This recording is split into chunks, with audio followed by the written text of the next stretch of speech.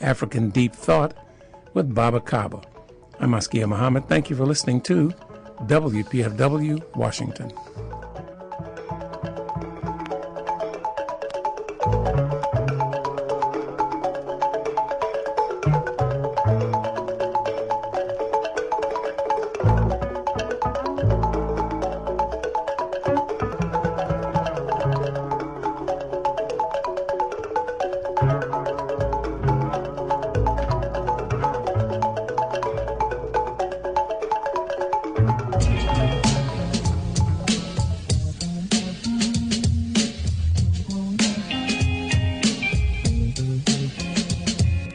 Precisely kissed by the sun and the moon and eclipse. Most people never get the view you resist. This natural world of you. So with this, I call the natural world in you to exist amongst the living and show all the children how we should be looking and what we should be building for the future.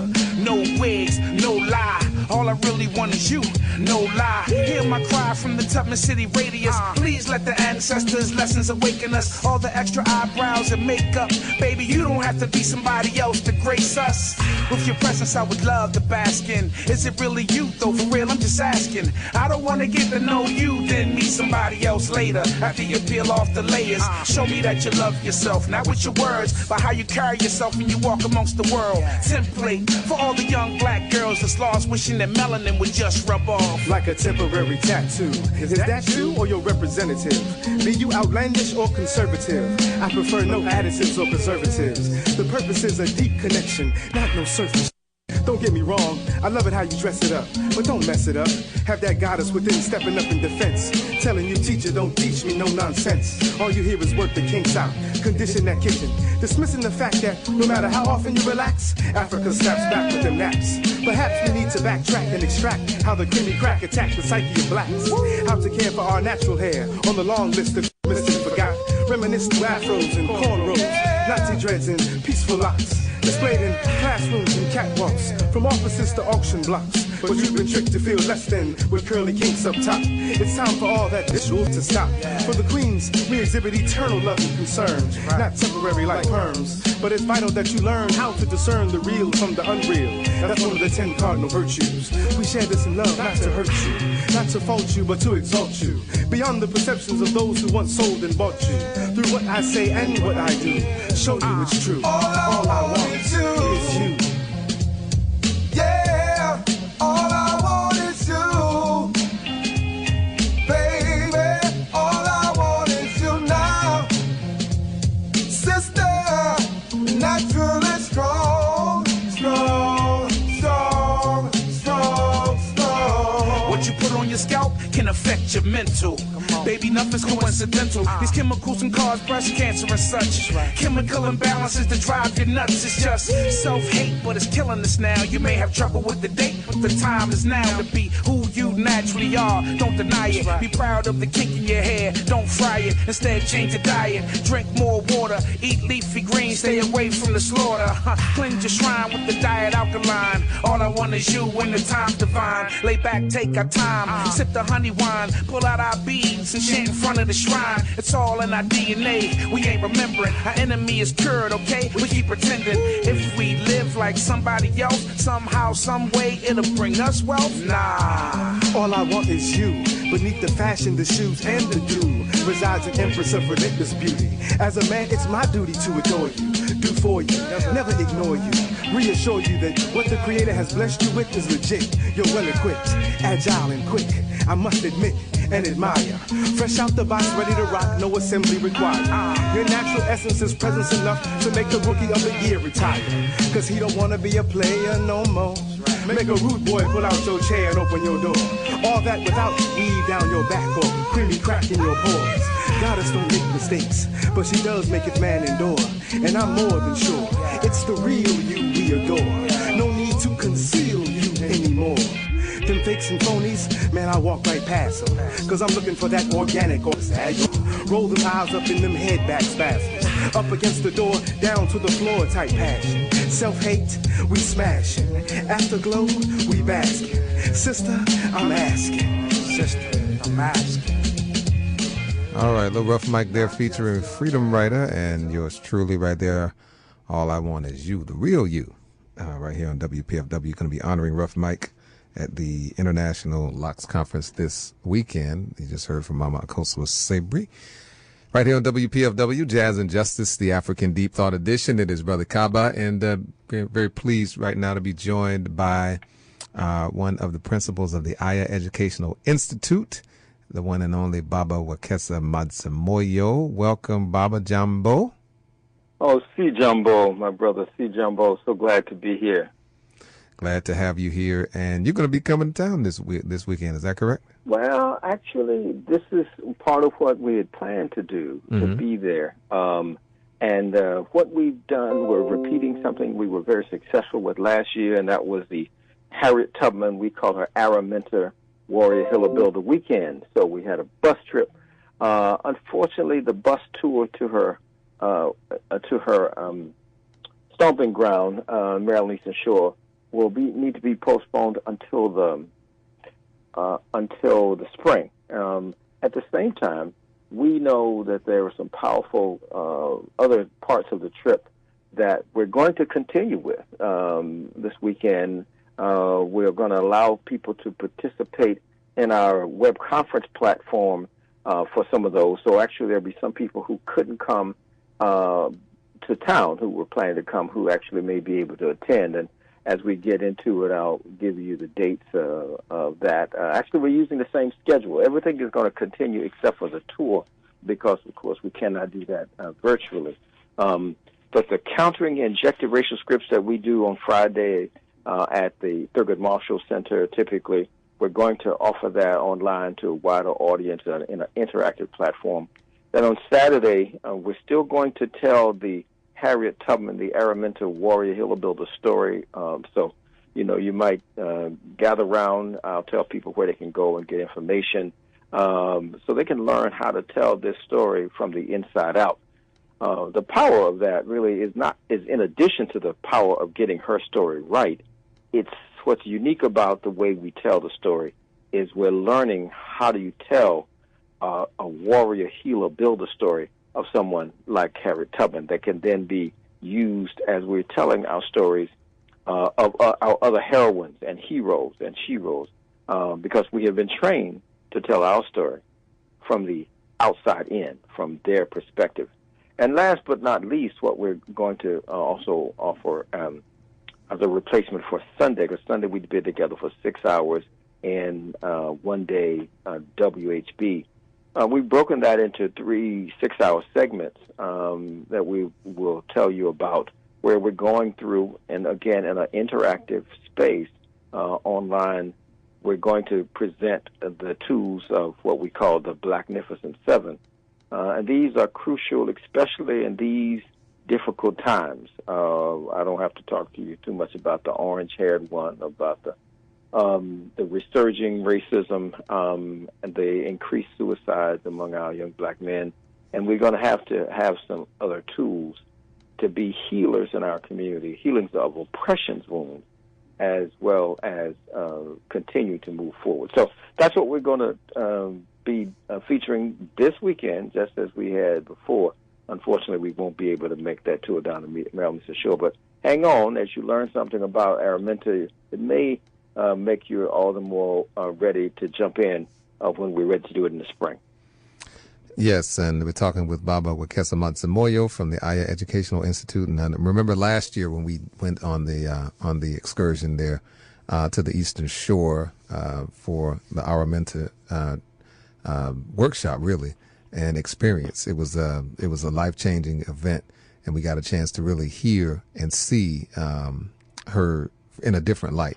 What are some of the more you mentioned telling the story from the inside out, and that's one of the I guess one of the themes that you work from quite regularly. What are some of the misconceptions of that many of us have about Araminta Harriet Tubman that you correct? Just I know there are a few, but I love it. I just love it. I love it. That's a great question. There are some old ones and there's some new ones. There's some ones that black people perpetuate because of our injected oppression, and there's some ones that white people perpetuate because of their oppression. So let's take the one that's the singularly most popular one among black people. Okay. Uh-oh, y'all ready for this? I'm getting the audience ready because they, get them ready for this because so many people hold on to it for dear life. And when we often tell the story, we ask, how many of you know that Harriet Tubman carried a gun? And almost everybody does. And then I ask, well, who was it for? And universally, whether I'm in Florida or whether I'm in Stanford University, if you're black and in the audience, the answer comes back that she had it for us, for those of us who would be too scared and want to turn back. And for some reason, all right, we are really attracted to that image. And we don't have a competing image. We don't have an image equally as powerful that we're attracted to and attached to of her pointing the gun at those who were paid to kill her.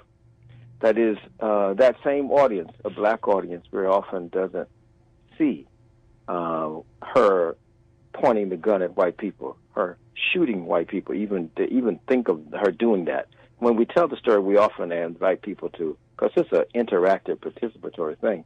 And for some folks, at one time, right there at Thurgood Marshall, we invited a sister to relax, or everybody, and to really imagine her pointing the gun at a white person. And the sister confessed after. She said, I can't do it. And I said, I understand. That's the presence of oppression. I commend her for being that honest. Because a lot of us won't be as honest as she was. That's right. She was an older sister, and she was disturbed by that. She said, wait a minute. And part of what she got to is she said, and I know what's the problem. I was taking a anti-violence kind of stand, and she says, and I see how it's gotten in my way that even when this is a sister whose story I love and who she can identify with, who would need to defend herself against would-be captors, people who would turn her back into captivity. She said, I recognized that I couldn't do it. And so she said, I got work to do. And see, this is the kind of healing oppression's wounds that we talk about in higher education institute, and the innovative ways we do it. We're not just talking about sitting around beating up on each other or ourselves. We're talking about discovering where those wounds are. And so that misconception, that sense of, I've never, in all my studies, now I got that she said she would do that. She definitely said she would do that. And I'm sure she would have been ready to do it. She may have had to from time to time. I know without a shadow of a doubt, that she did more than point her gun at a white person. You see, that story, though, was not to be told. That story is to be understood. I mean, that's not to be told by her white autobiographer, Sarah Bradford. Mm-hmm. That is, the Sarah Bradford is a white abolitionist who supported what Araminta Harriet Tubman was doing. And so she wanted to write her story and then circulate it so that people would donate to the cause. Mm-hmm. Well, now, if you were Harriet Tubman and you've had to kill some white folks in order for you to stay free and keep going, are you going to tell Sarah Bradford that you did that? And if you tell her, is Sarah Bradford going to write it if she's trying to get sympathy? Mm. I mean, some people, they find it hard to believe, and I said, well, think about this. Some of you who work with our community and you seek grants from white people, okay? And, it's all, we need money and we are whatever, right. So I'm not knocking that. Right, I'm just saying, if you start telling the story, mm-hmm. and you tell the story about these poor black children, okay? Now, you may see these children who are poor, also they're powerful, also they're smart, also they're ingenious. You don't write that narrative when you're trying to get white money from white folks for black causes, okay? You don't write the narrative of the powerful black person, okay, if you're trying to get that money. Well, that's what Sarah Bradford was trying to do. So there are stories that you got to go other places for to get it. It also perpetuates the notion of black people being afraid of freedom. And for some reason, part of our injected oppression, we've been taught to beat up on each other and think the least of each other. When in fact, black people who got ready to move with Harriet Tubman were ready to move. That is, some of you will know of how the Underground Railroad was ended going to the north part in Philadelphia. Okay, and William Steele would document the folk who would come through that avenue of the Underground Railroad. There were many. There was Cincinnati. There were other trails up to the north. But the ones that would come through the east typically went through Philadelphia, where he would capture their stories. And he captures the story of a bunch of about 28 people that Harriet Tubman sent. Now, I want to have people understand, she not only ferried people, that is, she carried crew, she also sent people, that is, told them the way, what to do, and sent them forward.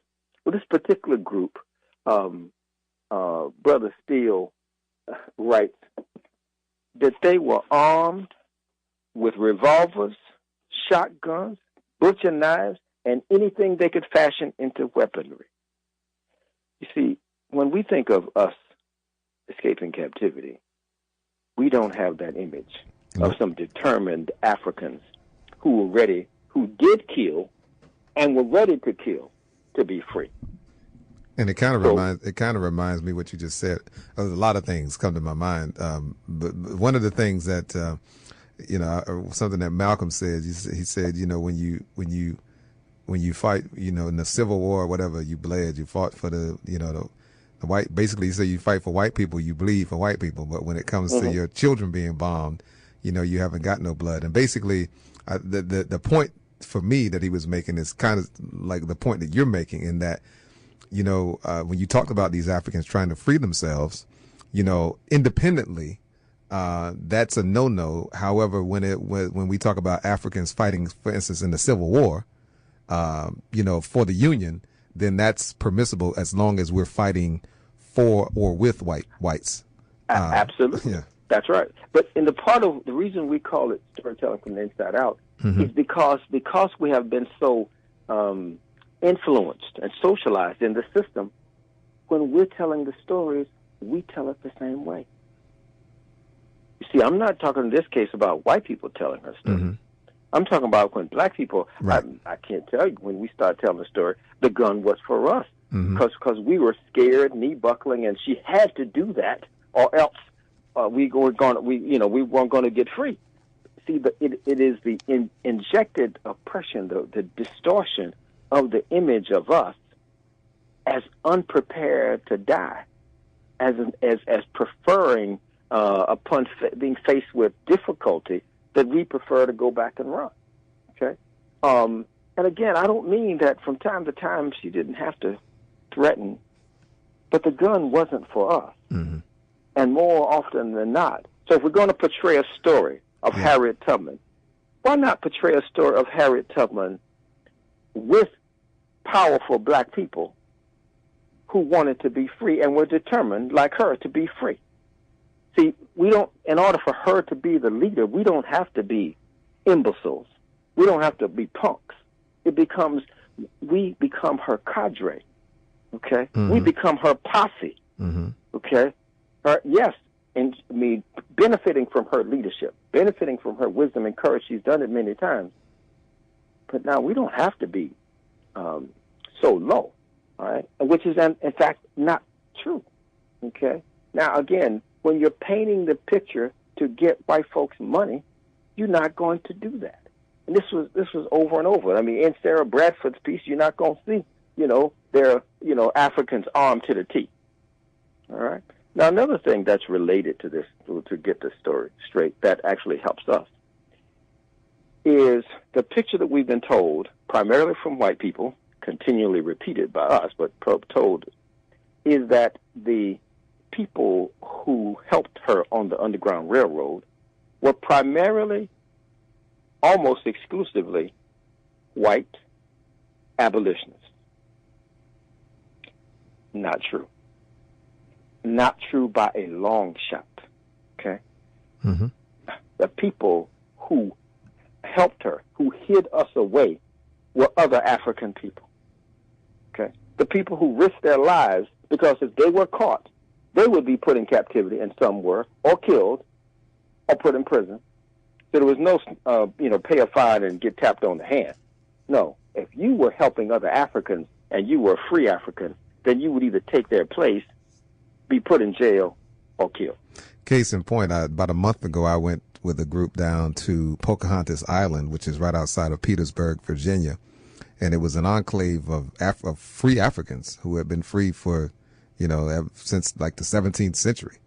And we were shown as a part of the trip, we were shown just an example of one of the houses that was a safe house for Africans who had been, evading or emancipating themselves from physical slavery. And they showed us where they hid. So to your point, and that was just but one example of many, so just to that point. Well, yes, absolutely. It's all over. What happens when our people and our children have a story of courageous Harriet Tubman, Araminta, which is accurate, and weak black people who were in captivity, who were reluctant to become free, and apathetic and unconnected black people who are free to help their own. I mean, look at what it changes the whole dynamic in terms of what we think of ourselves and how we come to trust ourselves today if we believe that we wouldn't and didn't help us. So, man, let me tell you, we helped us so much right there in Maryland that white folks called a constitutional convention.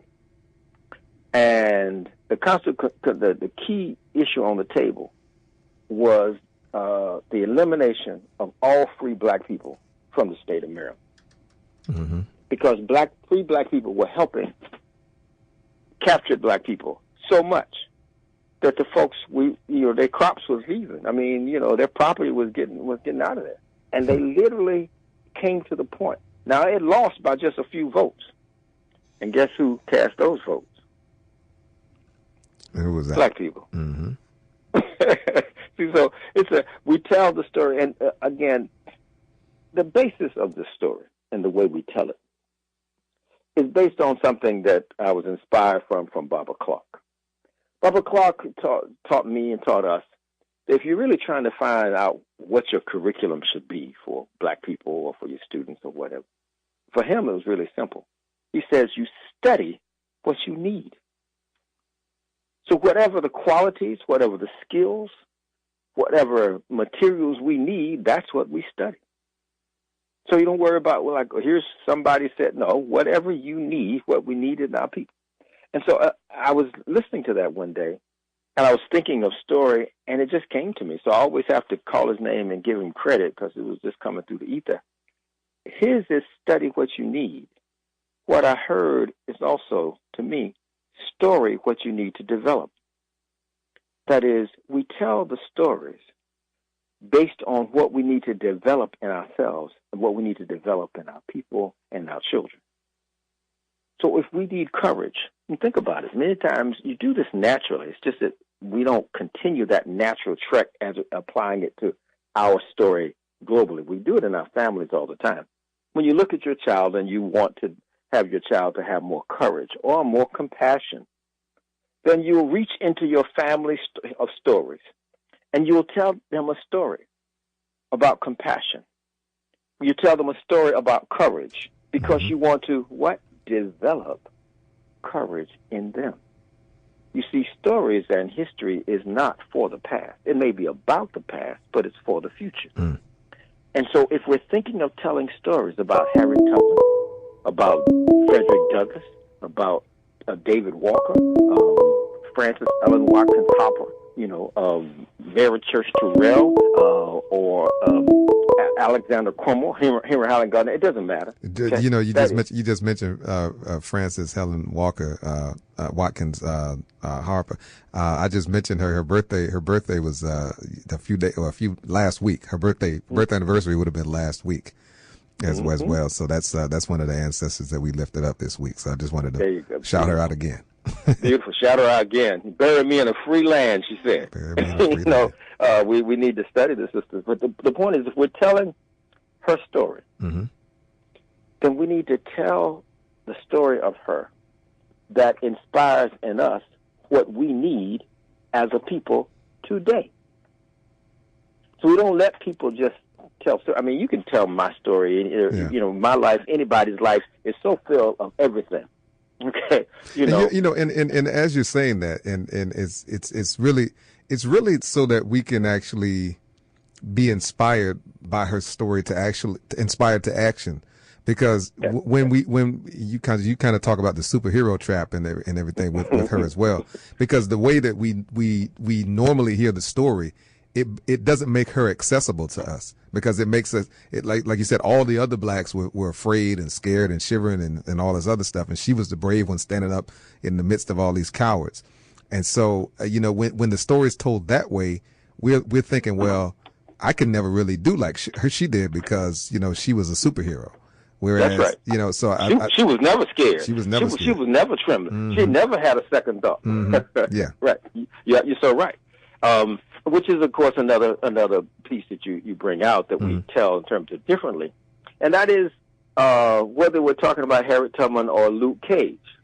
And we call it the superhero trap because we've been conditioned by these Europeans. And it pushes toward the individual versus the collective, but it also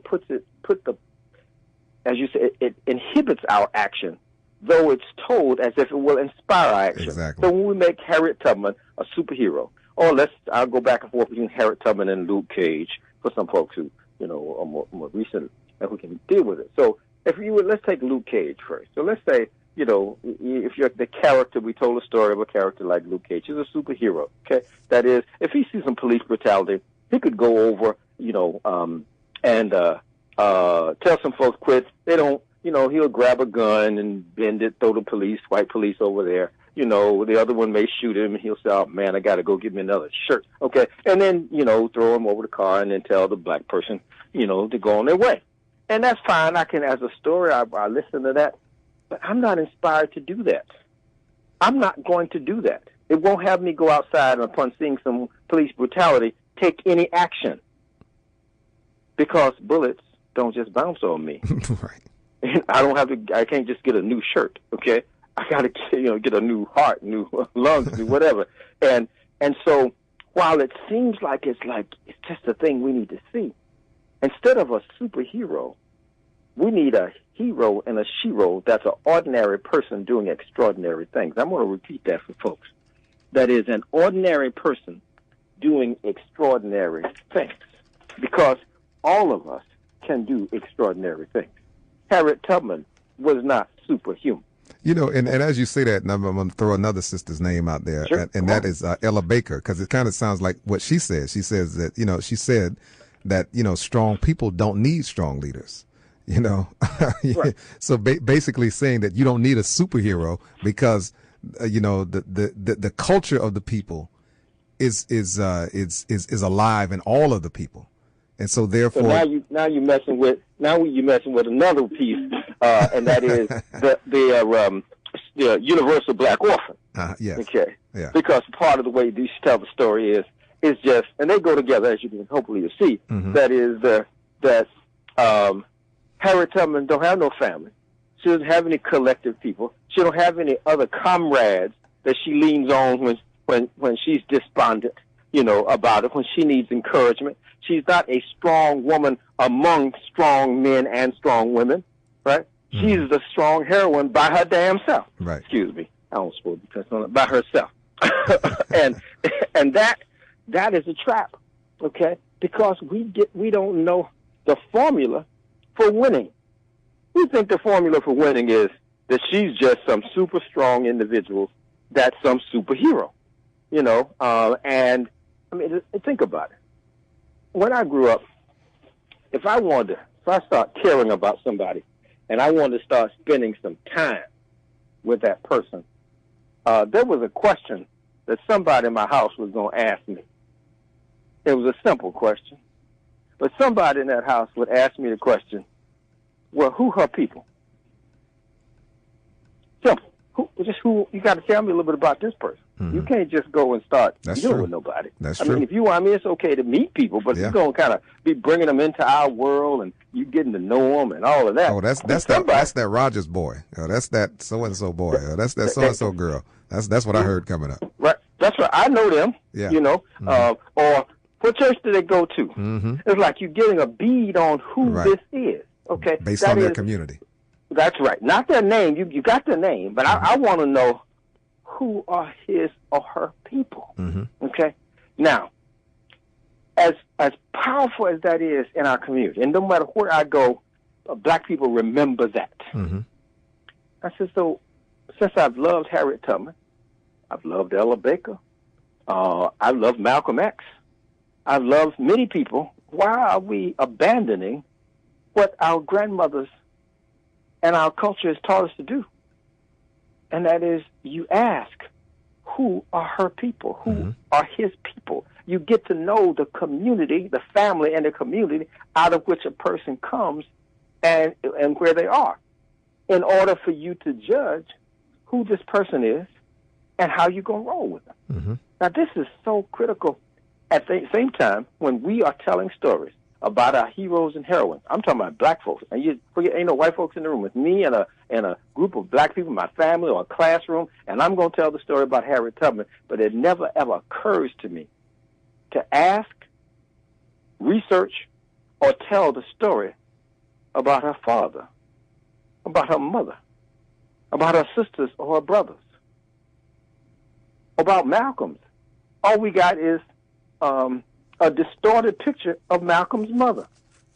Most people don't know that Malcolm's mother was a Garveyite before Malcolm's father was a Garveyite. So if you understand that Malcolm's mother was as strong and radical and challenging as her father, his father, then when you learn that the father is killed by the white folks on the Klan, it takes on a different picture, okay? Because you know this sister was as committed to freedom as he was. This was a family decision, okay? And so we lose that when we make this person what we call the universal black orphan. We are talking with Baba Wekesa Madzimoyo right here on WPFW Jazz and Justice, the African Deep Thought Edition. This is Brother Kaba here with you every Monday from 3 to 5. We appreciate you tuning in. We're going to take a short little break, and then we're going to come right back with more of Baba Wekesa. He's going to be presenting more in depth on Araminta and her story and how we can use her energy and her story to empower ourselves, as opposed to just lifting her up and praising her and then feeling, inadequate, to say the least. We'll be right back with more right here on your Jazz and Justice station. Tune in to Sunrise Meditations on 89.3 WPFW FM every Sunday morning from 4 to 6 a.m. I am your host, Pauline Rosemore, the creative activator and your intergenerational music connector. On Sunrise Meditations, I bring you new school and old school gospel and inspirational music hits. Start your Sunday mornings with me, only on WPFW Washington.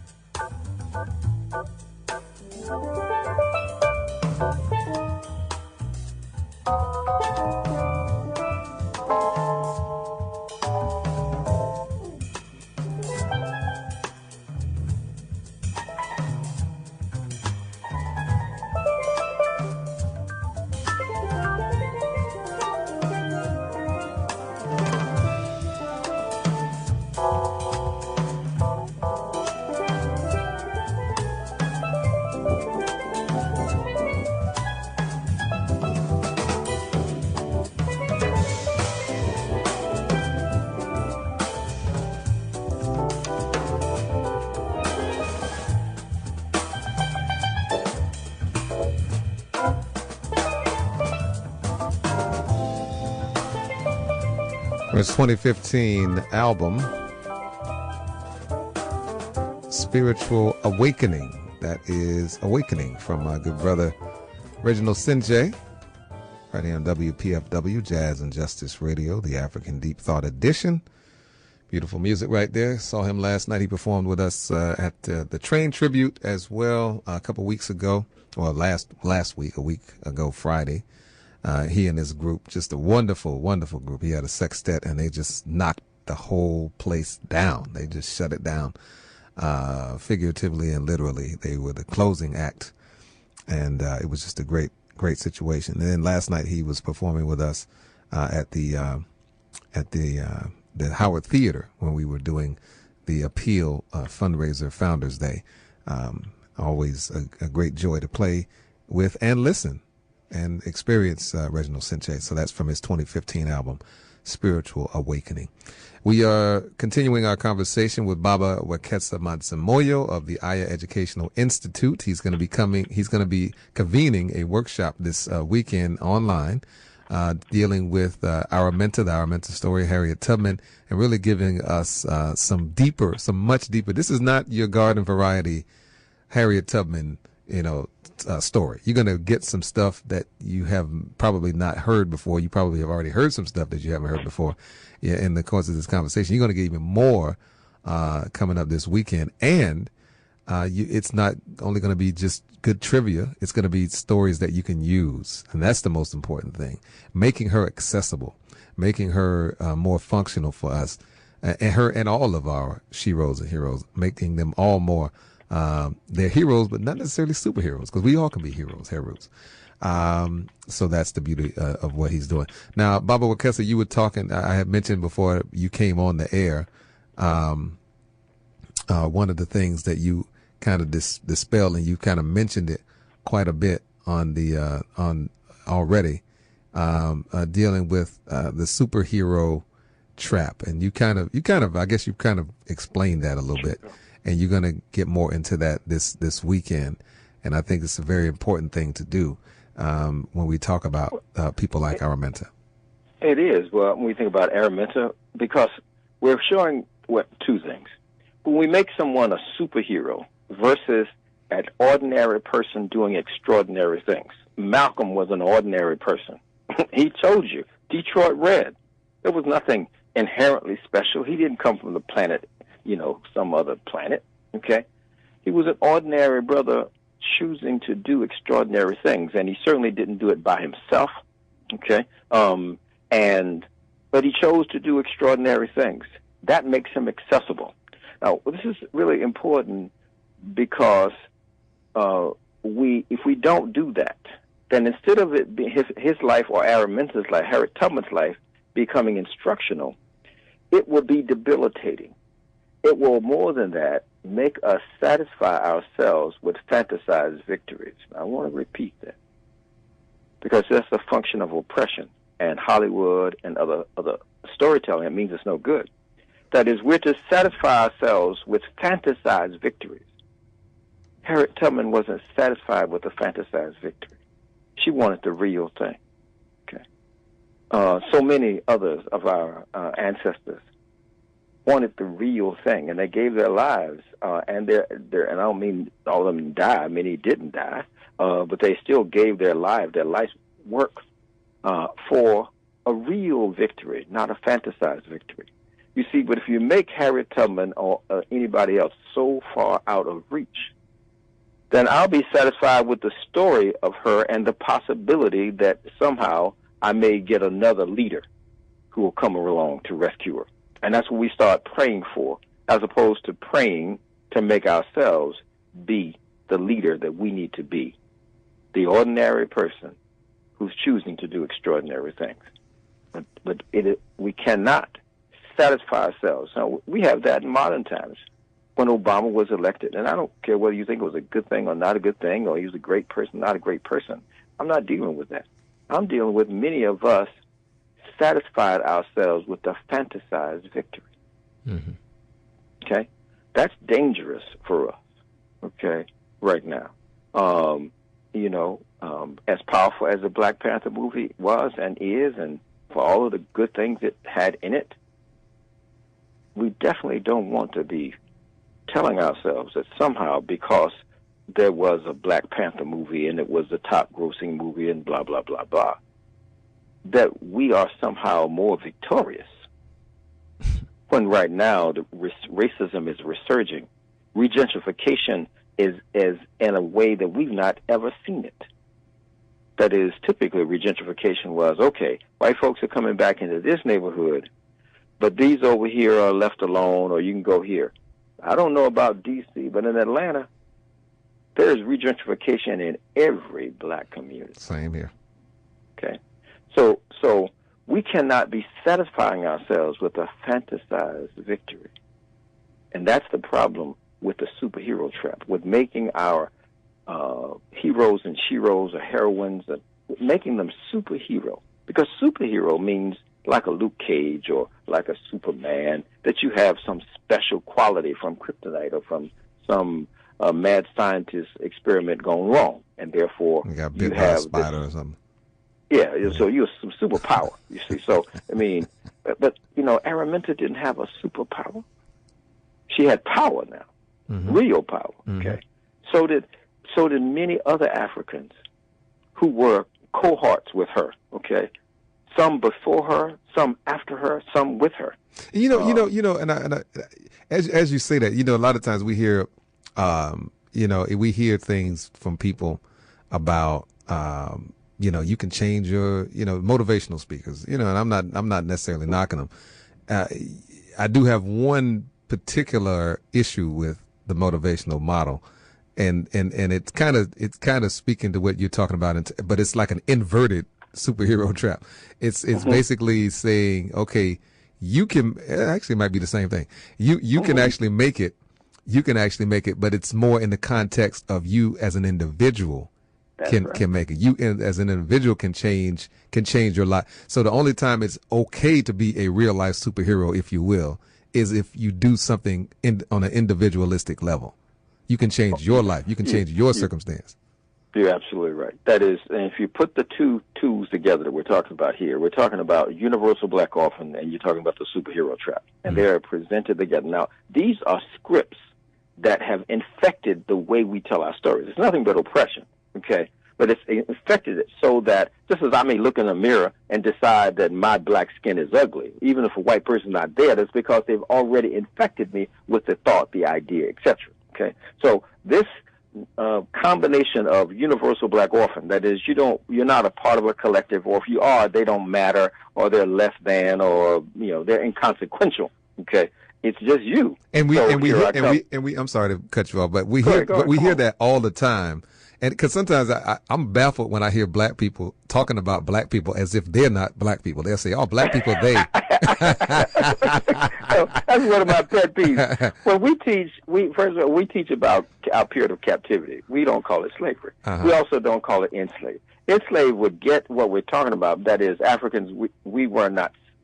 We didn't cease to be Africans, okay, when we came here. And so for us, you don't identify with the imposed condition, okay, particularly a negative imposed condition. I cut my hand today.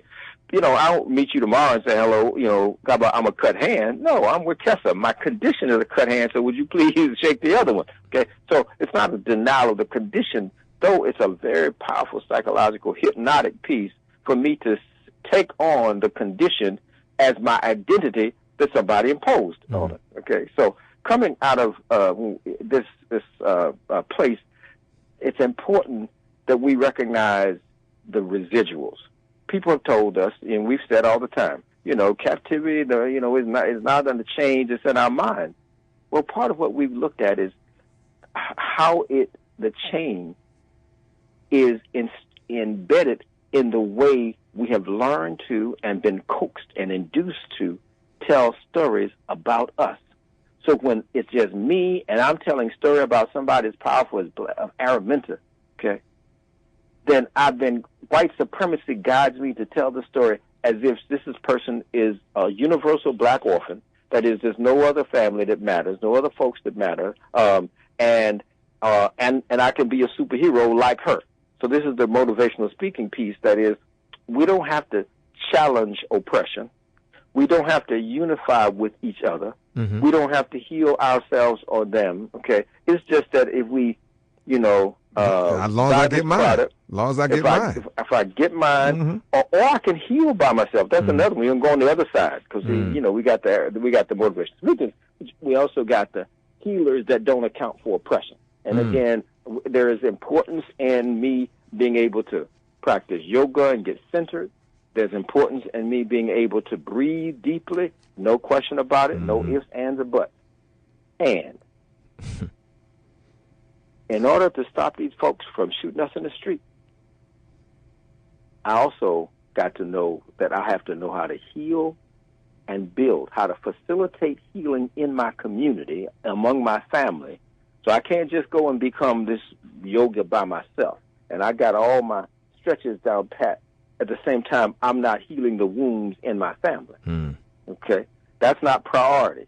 Okay? Priority right now is for me. It's like, no. I do need to heal, and I need to be a conduit for that in my family, in my community, in my group, in my study group. Absolutely. And that's not like optional. That's part and parcel of it.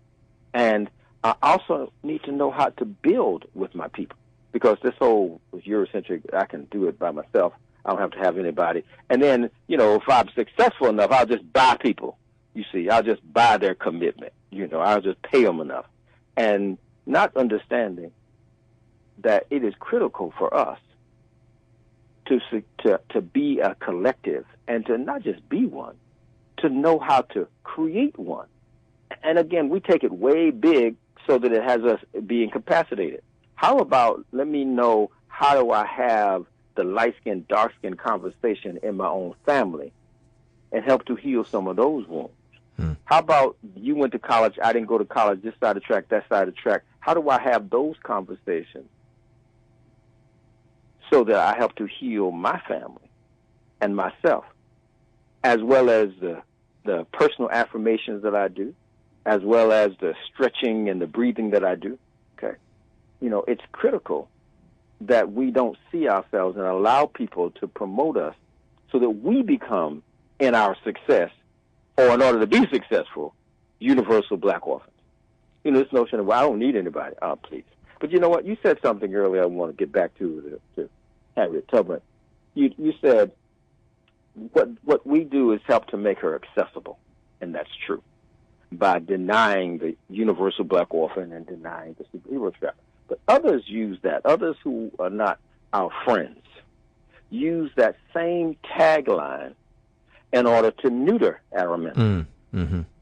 So they said, we want to, you got the big story, and, she, had 300 people and whatever. We want to bring her down to size. These usually are white feminists. Want to humanize her. Right. They want to humanize her. See? So they want to tell her human story. So she didn't really save 300 people, they'll say. Okay. It was more like 75.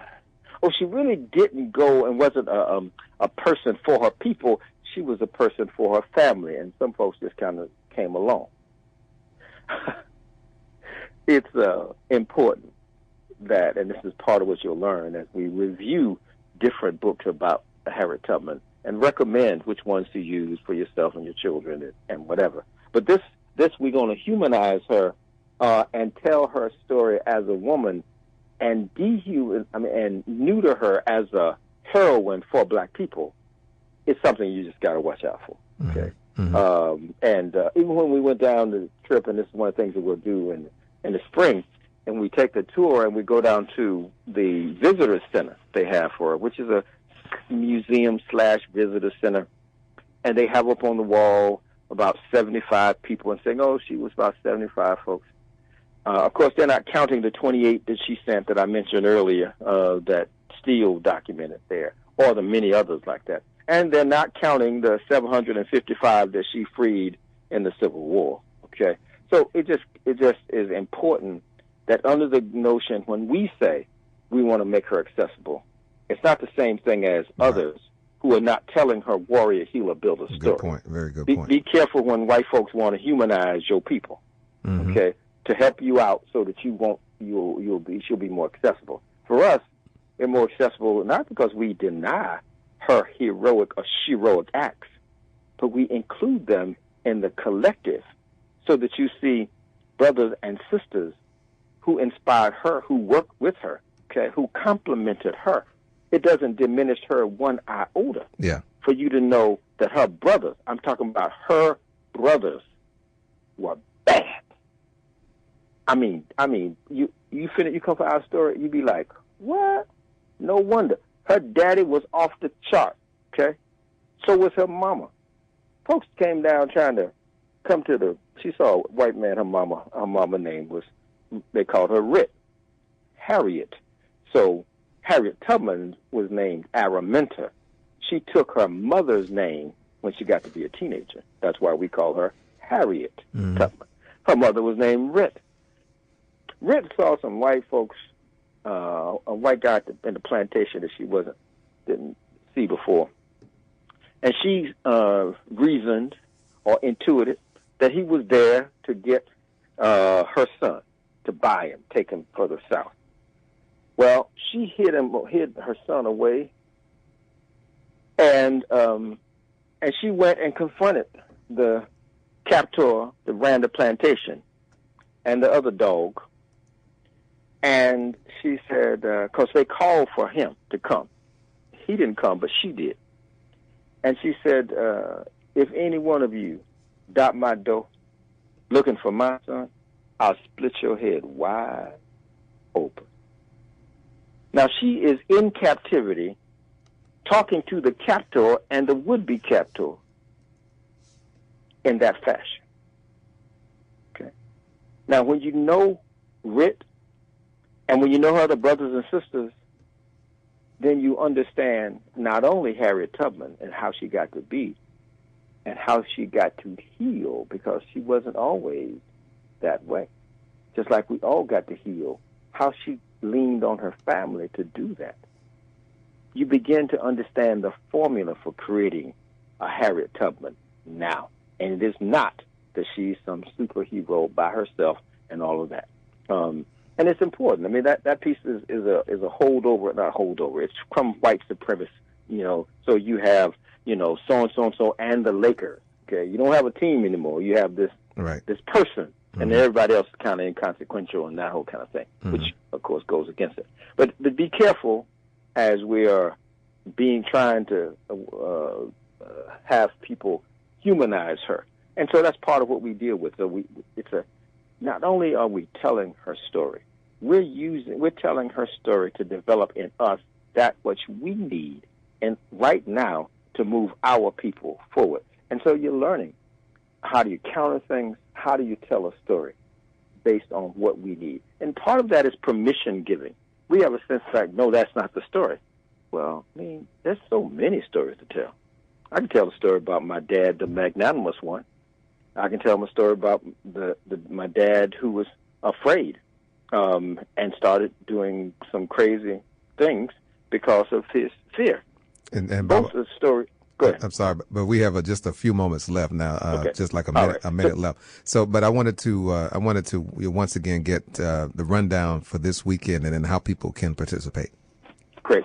So the rundown for this weekend is on Friday night from 7 to 9 is countering injected racial scripts. Those are the things you've heard mostly about this evening, UBO, FHT, stuff like that, right? That's 7 to 9. Also, Saturday, that is from 9 to... 7 to 9 at the Well, what I want people, I'm going to give folks a website they can go to. Okay. And then from there, they can register and they can get all the information there. And basically, that's AyaEd.com/Tubman. AyaEd.com/Tubman. And when you go there, it'll take you to a site. And from that place, then you can choose the different things that you want to be a part of. Again, the bus tour is not happening. That's going to be postponed. Right. The other things you can jump into. And one of the things that's key, so we got a Friday night countering injected racial scripts. Saturday, we're really going to get into her story from 9 to 11:30. In this case, you don't have to leave your home or that kind of thing to begin to get that. And then on Sunday evening, on 3 consecutive Sunday evenings from 7 to 9, we're going to do it's the equivalent of a one-day warrior healer builder session. And that's where you learn some of the tools inspired by Araminta healing herself, called Feelings as Messengers, so how to become emotionally authentic so that we can build with each other.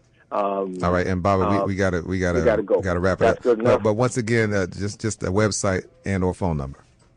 AYAED.com/Tubman and phone number 404-201-2356. All right, Thank you so much, my brother. Thank you. Appreciate it. It's always good. Yes, sir. All right, Baba Wekesa right here on WPFW Jazz and Justice Radio, the African Deep Thought Edition. Going to do it for me, Kaba. If it's written, we'll do it again next week. Up next is Live at 5, and that's going to be preceded by news and headlines.